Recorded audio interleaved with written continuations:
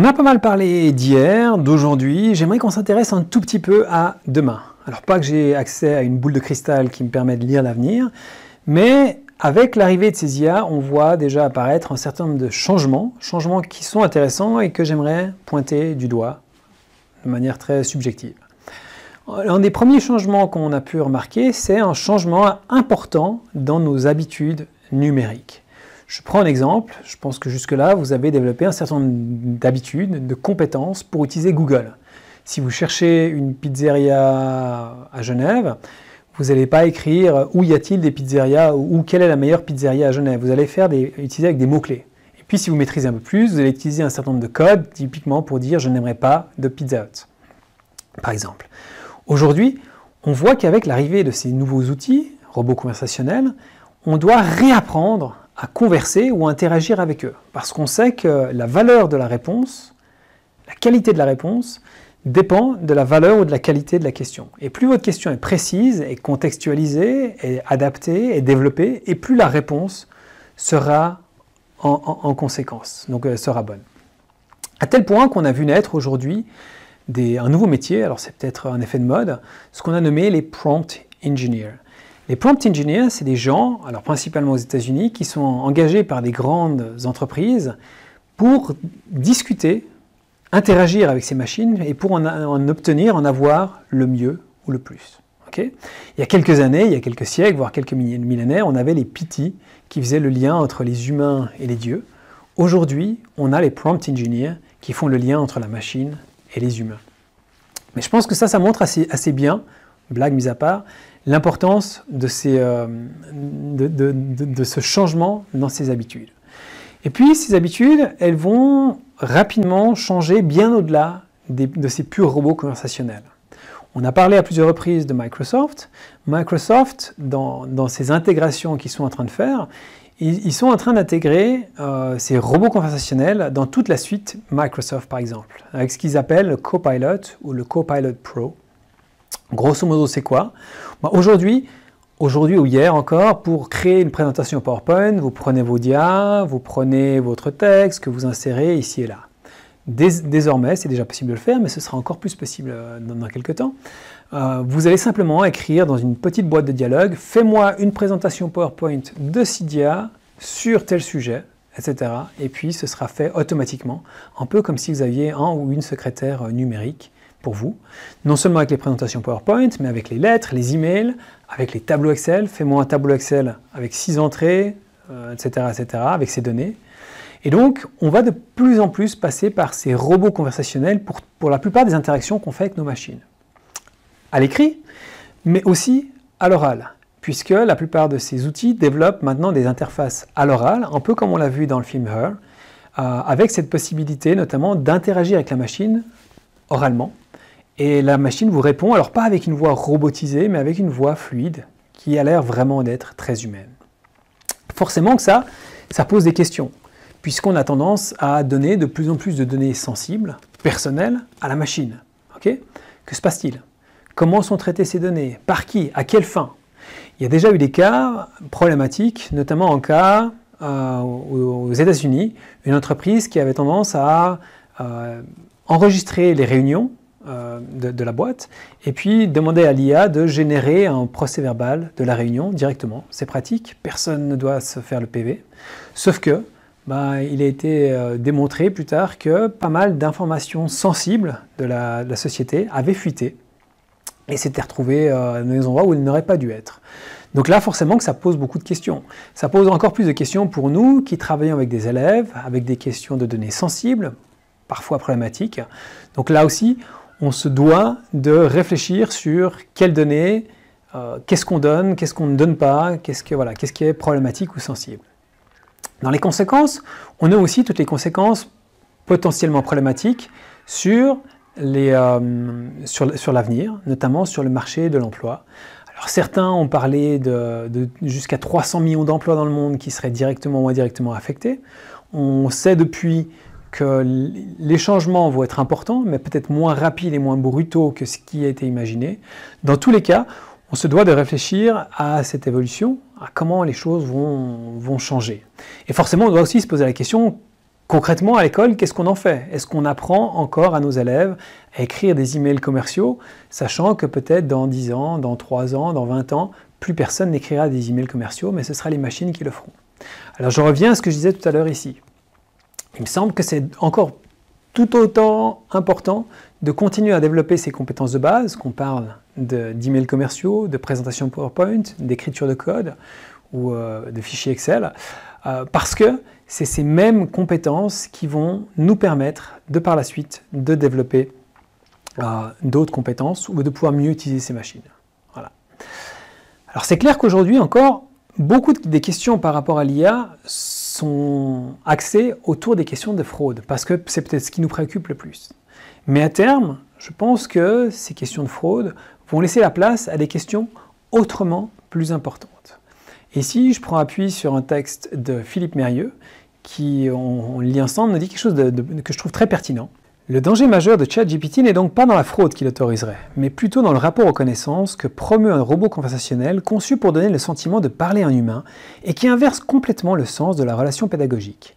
En effet, ChatGPT, bien plus encore que les traditionnels moteurs de recherche, comble le désir de savoir et tue le désir d'apprendre. Il donne des réponses immédiates, objectives et abolit ainsi la dynamique du questionnement. Il produit des certitudes qui enquistent la pensée. Tout le contraire de ce qui incombe au professeur. Susciter des interrogations pour libérer des préjugés. Or, plus que jamais, au temps du matraquage publicitaire, des réseaux sociaux, des slogans populistes et des théories du complot, il importe de déverrouiller l'esprit de nos élèves et de nos étudiants. Comme le disait le pédagogue Fernand Houry, il est temps de donner aux enfants d'aujourd'hui ce qui leur manque le plus, le manque. Trop d'entre eux, en effet, sont dans le trop-plein, enfermés dans des opinions et dans des croyances qui sont devenues pour eux des marqueurs identitaires. Et je pense qu'ici, Philippe Mérieux met le doigt sur quelque chose de pertinent, qui est vraiment lié à ce dont on parlait tout à l'heure, la question de l'automatisation de l'apprentissage, en tout cas la délégation à une machine qui peut le faire à la place. Et donc, comment est-ce qu'on peut continuer à accompagner nos élèves pour qu'ils puissent naviguer au mieux dans ce monde? Et je pense que ici, une évolution récente qui nous donne une illustration intéressante, un exemple intéressant de ce qui s'est passé, c'est le GPS.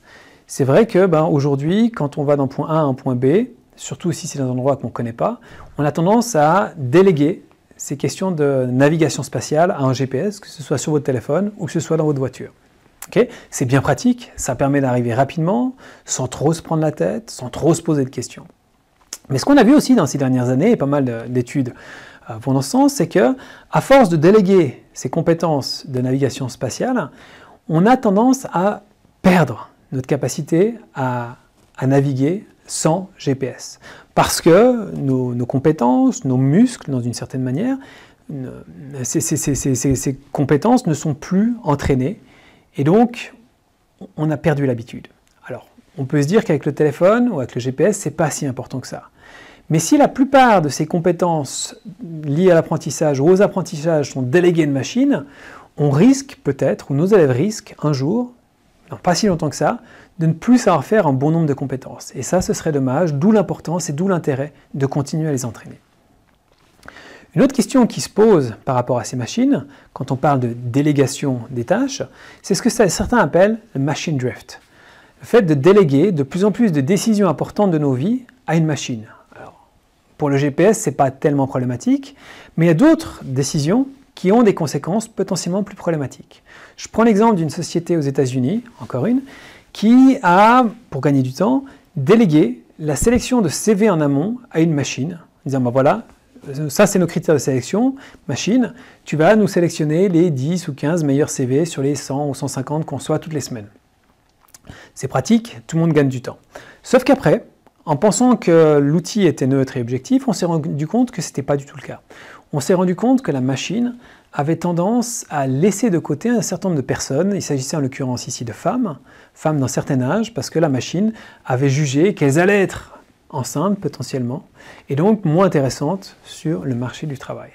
Et là aussi, ça pose plein de questions, parce qu'on ne remarque pas forcément tout de suite, mais la machine va laisser une partie de la population sur le carreau. Certaines personnes voient dans ces machines quelque chose de plutôt positif et se disent, voilà, c'est enfin un outil qui va permettre de démocratiser le savoir. Jusque-là, c'est vrai que les élèves de couche sociale plutôt moyenne ou élevée avaient la possibilité de faire appel à un oncle, à une tante, à un papa, à une maman, pour les aider, pour préparer leur travail, pour corriger ou relire ci et ça.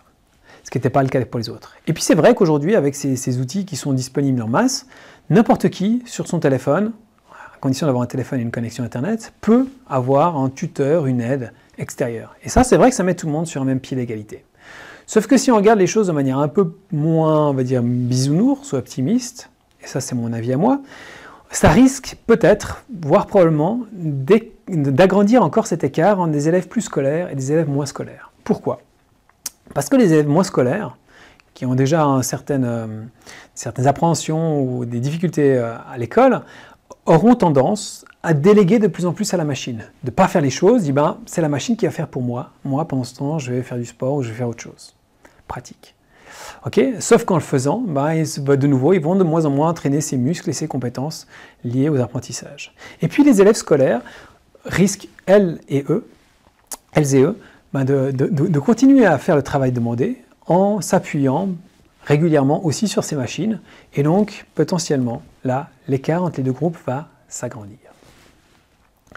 D'autres personnes s'inquiètent des répercussions ou des impacts au niveau écologique. Il est vrai que ces IA ont demandé des ressources phénoménales au niveau de leur entraînement, donc pour créer ces modèles de langage.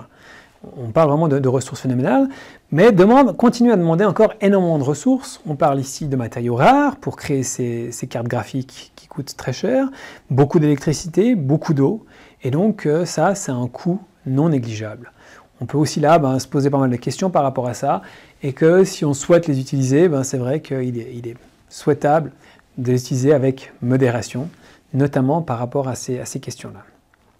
Enfin, beaucoup de gens se posent pas mal de questions par rapport à la place de la vérité et des faits dans nos sociétés d'aujourd'hui, puisqu'il est devenu quasiment impossible de déterminer la source d'une image, le type d'image que c'est, sa fiabilité. On a vu différents exemples, notamment le pape en doudoune ou Macron, mais aujourd'hui il est devenu possible de créer n'importe quel type d'image, non seulement image, mais vidéo comme on l'a vu, voire même d'enregistrement sonore, en créant du fake avec une facilité déconcertante, à tel point qu'on peut se poser beaucoup de questions sur est-ce qu'on peut encore reconnaître du vrai et faire la différence entre le vrai et le faux. Et je pense qu'ici, en tant qu'enseignante et enseignant, on a plus que jamais la nécessité, je reviens sur ce que Philippe Mérieux disait tout à l'heure, de développer l'esprit critique de nos élèves. Développer cette réflexion, cet esprit critique, pour essayer en effet de réfléchir à en quoi peut-on avoir confiance, qu'est-ce qui est le vrai, qu'est-ce qui est le faux, comment peut-on faire la différence entre l'un et l'autre, si on peut encore aujourd'hui faire la différence. Et demain, ce sera encore un poil plus compliqué. Et aujourd'hui, on en est là. On peut quand même se poser la question, et demain, et après ? Qu'est-ce qui va se passer? Certains parlent déjà d'intelligence artificielle généralisée. C'est une forme d'intelligence artificielle qui n'est pas limitée dans un secteur particulier, avec certaines compétences particulières, mais qui, tel l'esprit humain, peut facilement passer d'un champ à un autre, mais de manière beaucoup plus efficace, beaucoup plus puissante et beaucoup plus développée. Certains disent que l'intelligence artificielle généralisée n'existera ou n'arrivera jamais. D'autres disent qu'on y sera dans quelques années. L'avenir nous le dira. Dans tous les cas, on va voir des évolutions fulgurantes dans ces prochaines années. À tel point que, comme vous l'avez vu, certains s'inquiètent. S'inquiètent de notamment des risques sur l'humanité, des risques sur nous en tant qu'individus et société, ou même sur la planète. À tel point qu'il y a eu cette demande, vous en avez certainement entendu parler, cette demande de moratoire, qui n'a finalement pas abouti, mais je pense qu'il illustre assez bien ces contradictions, ces oppositions, ces craintes en tout cas qu'il y a par rapport à toutes ces IA. On en est donc ici aujourd'hui avec beaucoup de points d'interrogation, avec des possibilités nouvelles. Je pense que de manière générale, en tout cas de mon côté, s'il y a quelque chose que j'ai appris dans la période du confinement, c'est que en fait, l'enseignement doit être physiquement incorporé pour marcher, pour fonctionner. Vous avez vu cette période, peut-être que vous avez vécu aussi, où on enseignait à nos élèves à distance et ça ne marchait pas. Voilà. Et je pense que pour que la relation pédagogique fonctionne, il faut que ça se passe non pas derrière un écran, non pas à distance, mais dans une salle de classe ou ailleurs, mais en 3 dimensions, dans le monde réel. Alors ça, moi, c'est ce que je souhaite et ce que je veux croire, en effet, que même si ces IA peuvent de plus en plus faire de choses, on a encore besoin de nos corps, de nos relations humaines, de manière générale, dans cette relation d'apprentissage, et qui sont nécessaires et dont on ne peut pas se passer. Ça pose forcément plein de questions. Après, pour l'instant, comme vous l'avez vu, au niveau du département, je disais tout à l'heure, on est dans ce champ d'expérimentation cadré, on vous encourage. On a de plus en plus aussi de réflexions sur les pratiques qui sont bonnes, souhaitables, problématiques. Et c'est ce qu'on va essayer de voir dans la suite de cette formation, sur cette base, maintenant qu'on a vu, grosso modo, ce qu'étaient ces IA et ce qu'elles n'étaient pas, ce qu'elles plus ou moins permettaient de faire et pas. On va pouvoir voir non seulement de plus près ces différentes IA, mais également concrètement comment les utiliser dans le cadre pédagogique par rapport à ce cadre qui nous est donné. Ça se passe dans la suite de cette formation.